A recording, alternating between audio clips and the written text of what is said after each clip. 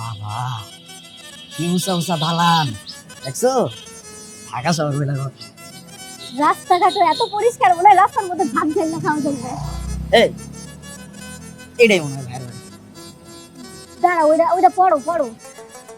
হ্যাঁ এইটাই, চল। চল।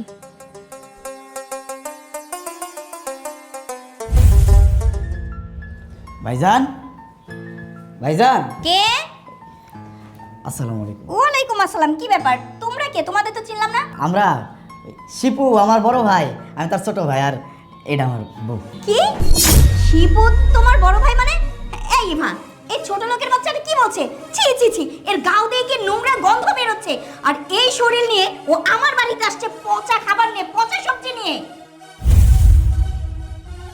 দেখছো কি খারাপ ব্যবহারটা করতেছে। আমি তোমারে বারবার কইছি যে না যাই না শুই না আসার দরকার নাই, কিন্তু তুমি তোমার খালি বুকের মধ্যে চিন চিন চিন চিন চিন চিন করে, তুমি না এসে ছাড়বা না। আর এখন আইসো বুঝো ঠেলা, সবাই মিলে কেমন অপমান করতেছে। আমরা কি নোংরা কাপড় চোপড় পরে আইছি নাকি? আমাকে কাপড় একটু সস্তা, কিন্তু আমরা পরিষ্কার পরিচ্ছন্নই থাকি। এই, তোমাদের তো সাহস কম করো না? বলা নেই কোনে আমাদের বাড়িতে কেন আসছো? হ্যাঁ, কার পারমিশন নিয়ে আসছো? দারোয়ান কোথায়? দারোয়ান কেন তোমাদেরকে ঢুকতে দিল? কোথা থেকে জঙ্গল চলে আসছে দেখো না মা, বস্তির মতো লাগছে। কোন বস্তি থেকে যেন উঠে চলে আসছে এখানে?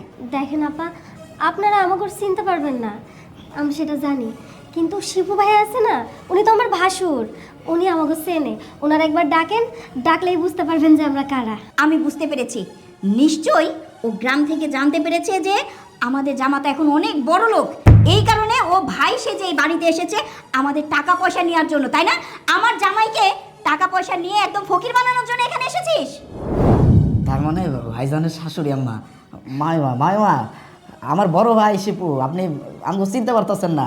আপনি এক কাম করেন, আমার ভাইজানরা ডাক দেন, ভাইজান যখন আমাকে দেখবো ভাইজান আমাকে চিনবো। এই চুপ, একদম চুপ।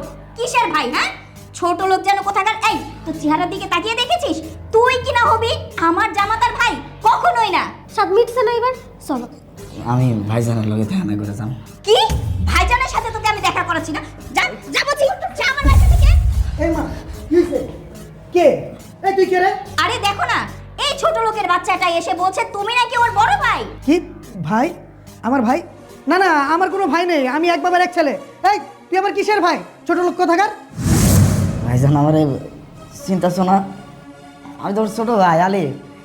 এই যে আমার বউরে নিয়ে এসেছি তোমার লগে দেখা করার জন্য, তুমি আমার চিন্তা করতেছো না ভাইজান? ভাই চুপ, আর একটা কথা বলবি না। আমার কোনো ভাই নেই। মা বিশ্বাস করেন, ও আমার ভাই না। এই ছোট লোক কোনো একটা ধান্দা নিয়ে বাড়িতে আসছে। এই যা, এই বাড়ি থেকে বের হয়ে যা। ভাইজান আম্মা অনেক অসুস্থ, আম্মা বারবার খালি তোমার দেখতে চায়। আম্মা আমার কইছিল যে তোর ভাইজানের একটু খবর নিয়ে দেখবি। আমি তোমার অনেকবার ফোন করছি ভাইজান, তোমার ফোনে কোনো কল ঢোকে নাই। তারপরে হয়েছে উত্তরপাড়ায় গেছিলাম তোমার বন্ধুর কাছে, আব্দুল ভাইয়ের কাছে। আব্দুল ভাই তোমার নাম্বার দিল, আমি কইলাম যে নাম্বার আমার কাছে আছে, কিন্তু নাম্বার তো বন্ধ। পরে তার কাছ থেকে অনেক অনুরোধ করে তোমার ঠিকানা নিয়েছি, ঠিকানা নিয়ে তোমার লগে দেখা করতে আইছি। আম্মারে যখন কইছিলাম যে আমি তোমার লগে দেখা করতে যেতেছি, দেখো কত কিছু দিছে। এই যে ক্ষেতের সবজি দিছে, শাক দিছে, গাছের থেকে বাইরে কলা দিছে, আমাকে পালা মুরগি দিছে।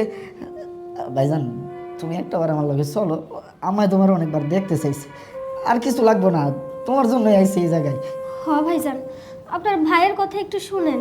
আম্মাই খুব অসুস্থ, বারবার শুধু আপনার কথা কয়। আর আপনার ভাই সারাদিন যত কাজই করুক না কেন, রাতে যখন বাসায় আসে একবার হইলেও আপনার কথা জিজ্ঞেস করে, আপনার কথা মনে করে। কিন্তু আপনার তো বাসার ঠিকানা জানা ছিল না, আর না কোনোদিন আপনি আমাদের সাথে যোগাযোগ করছেন। এই জন্য আজকে অনেক আশা নিয়ে, অনেক শখ নিয়ে আপনার ভাই এই জায়গায় আইছে। বিশ্বাস করেন, আমি বারবার করে কইছিলাম তারে যে আসার দরকার নাই। ভাইজান এখন অনেক বড় হয়ে গেছে, অনেক বড় মানুষ হয়ে গেছে, আমরা গেলে তার মান সম্মান নাও থাকতে পারে। কিন্তু আপনার ভাই আমার কোনো কথা শুনে নাই, শুধু আপনার একবার দেখার লেগে চলে আইছে। আপনি চলেন আমাদের সাথে। নাটক, যত সব নাটক শুরু করতেছে বাড়ির মধ্যে। যা বাইরে যা। একদম ঠিক কথা বলেছো জামাই বাবাজি। এই ছোট লোক দুইটাকে এখন এই মুহূর্তে আমার বাড়ি থেকে বের করে দাও।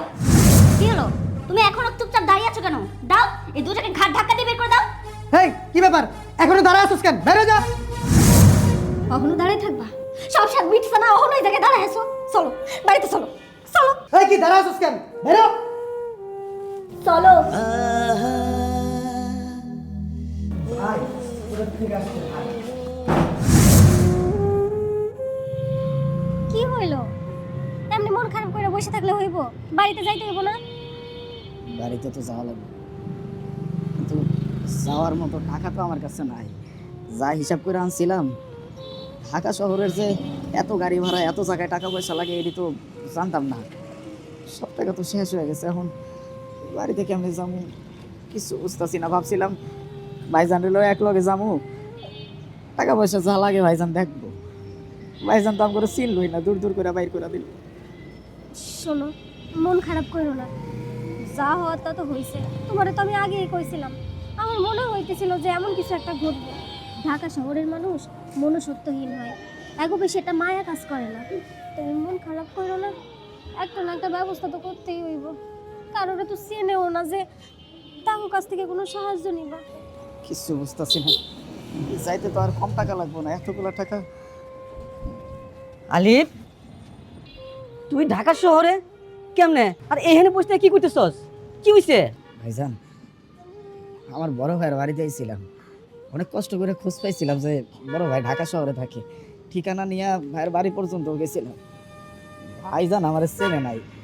ভাইজানের শাশুড়ি, ভাইজানের বউ আর ভাইজান সবাই মিললাম আমি আর আমার বউরের বাড়ির থেকে বাইর করে দিচ্ছি। পকেটে তো টাকা পয়সা নাই, জানিয়েছিলাম সব খরচ হয়ে গেছে গা। এখন যে গ্রামে যাবো এই টাকাটাও কাছে নাই। আর ঢাকা শহরে তো চেনা জানা কেউ নাই, কাউরে তো চিনি না।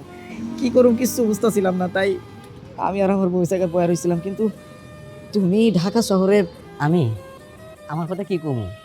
কিস্তি তুলছিলাম, ঋণ পান হওয়ার পরে গ্রামের বাড়িতে এনে পলায় ঢাকা শহরে আইছি। কি করবো, রিস্কে চলা খাইতেছি। একটু করে দুজনের দেখা আমার মনটা জুড়ে হয়ে গেছে। কেন জুড়েছে জানিস? তোর ভাই, তোর আপন রক্তের ভাই তোর বাড়ি থেকে বের করে দিচ্ছে। আর একটা বাইর লাইগা কত কষ্ট করলাম, বাঁচাতে পারলাম না। আরে তোর ভাই বাড়ি করে দিচ্ছে, কি হয়েছে? আমি তোর ভাই আছি না, গ্রামের সম্পর্ক হলে তো ভাই হই। তোরা দুইজন আমার বাড়িতে যাবি, আমি নুন পানি যাই খাই আমার লগে খাবি, আমার বাড়িতে থাকবি। ভাইজান, এটা আপনি কি কইলেন? যার নিজের ভাই তারে পরিচয় দিল না, আর আপনি কি না এই ঢাকা শহরে আম করে আপনার বাসায় নিয়ে যাইবেন? এই ঢাকা শহরে কত খরচ, দুইটা মানুষকে খাইতে দিতে গেলেও তো অনেক টাকা খরচ হয়। আপনি রিক্সা চালান, তারপরেও একটা বড় চিন্তা করেন নাই যে কেমনি আমাকে খাইতে দিবেন। আপনি আমাকে নিয়ে যাইতে চাচ্ছেন, আপনি তো আমাকে রক্তের কেউ না, তারপরেও আমাকে জন্য এত কিছু করবেন।